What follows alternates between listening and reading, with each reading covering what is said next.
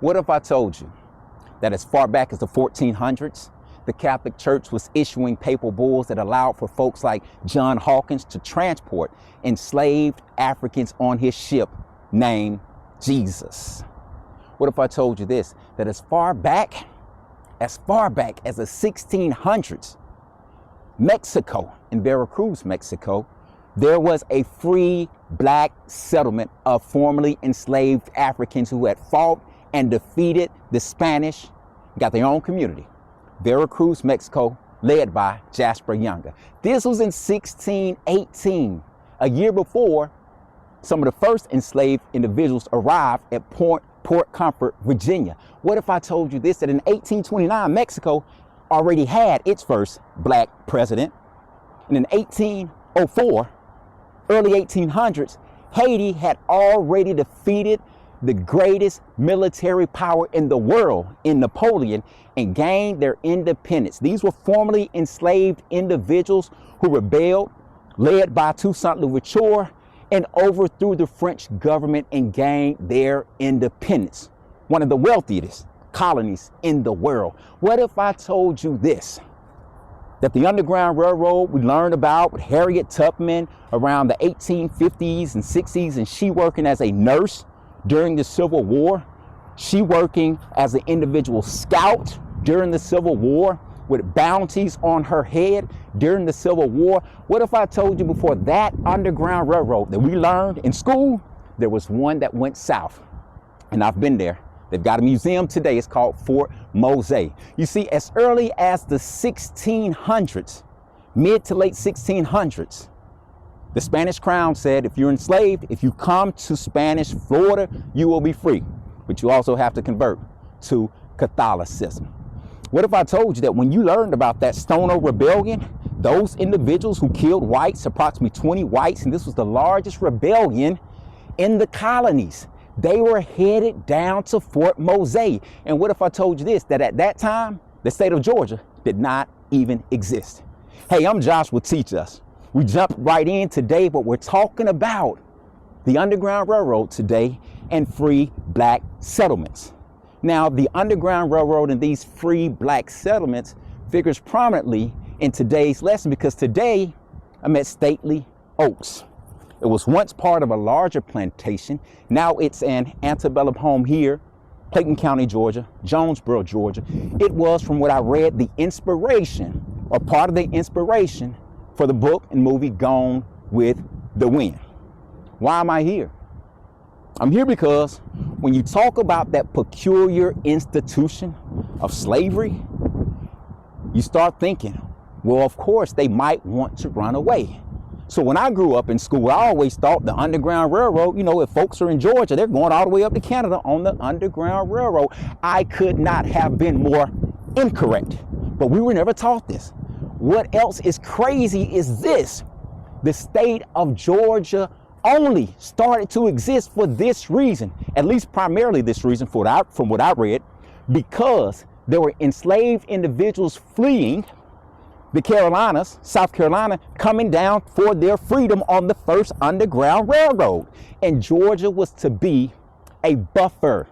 And so what happened is, and this is a very interesting part of the story from what I read, General Oglethorpe, who petitioned and was able to get a charter to start Georgia, one of the reasons why, at least one of the things that impacted him, is that he had a friend who was in jail and or prison, whatever you want to call it at that particular time. And the way jail, prison was happening over there, if you weren't being taken care of by your family, you might starve, you might die. So from what I read, there was a letter or correspondence written, and by the time Oglethorpe was able to get back and respond to his friend in some kind of way, they had died. And so what he started to say was this: individuals who are incarcerated, individuals who are in jail, individuals who are not doing everything they should be doing in society, they should be given a second chance. These were individuals, might have been criminals, might have been debtors, you name it. They were not the most upstanding citizens at that time or the most prosperous. And so what happened is they were afforded a chance to come to Georgia some of them, not everybody who came to Georgia, but some of these individuals, but they were not free. What were they? They were under what you call indentured servitude, which meant that when you think about like your first checks you used to get, and you had that perforation and that perforated paper and you kind of bend it and break it off cleanly.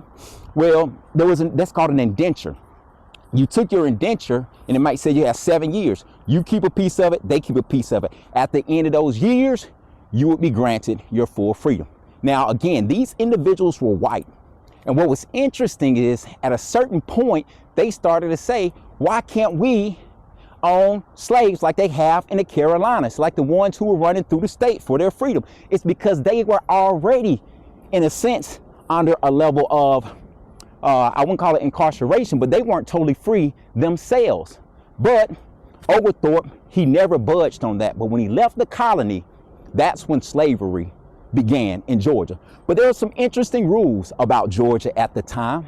One of the interesting rules was this: no lawyers, no alcohol, no slaves, and no Catholicism. And that's interesting because the individuals who were gaining their freedom by going down to Fort Mose, they were converting to Catholicism. They had to. We talked about a couple of free black settlements today. We talked about Haiti. We talked about Veracruz, Mexico. There was even one in the 1730s called Birchtown up in Canada. And I would imagine that those were the types of free black settlements, towns, or places that some of these formerly enslaved individuals were trying to get to, who were going up north. And so with Harriet Tubman, and during that particular time, that Underground Railroad did in fact exist. But that was the 1800s. You start reading about that around the Civil War times, 1861, 2, 3, 4, 5, all of that. But I'm talking about way back all the way to the 1600s, individuals were going down to what is now Florida and gaining their independence. St. Augustine, Florida, Fort Mose was just north. There were actually even some battles where those individuals at Fort Mose fought off and ultimately defeated Oglethorpe in the first battle. I believe they lost one as well. But that's some amazing history, and so when I think about our ancestors who were on plantations, and from what I read, there were about 8 individuals enslaved at Stately Oaks Plantation. It wasn't here. This is an antebellum home that was part of a larger system, from what I read, a couple of miles north of here, but they could not have really loved or enjoyed it.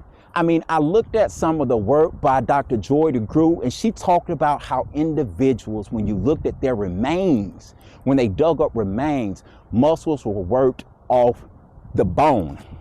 And so obviously you would want to be free.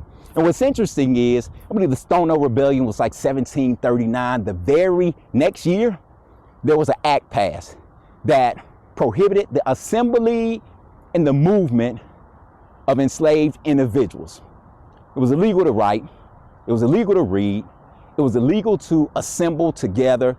Illegal to be walking without some sort of pass or letter indicating who you were with, owned by, and where you were going. It was some tough situations.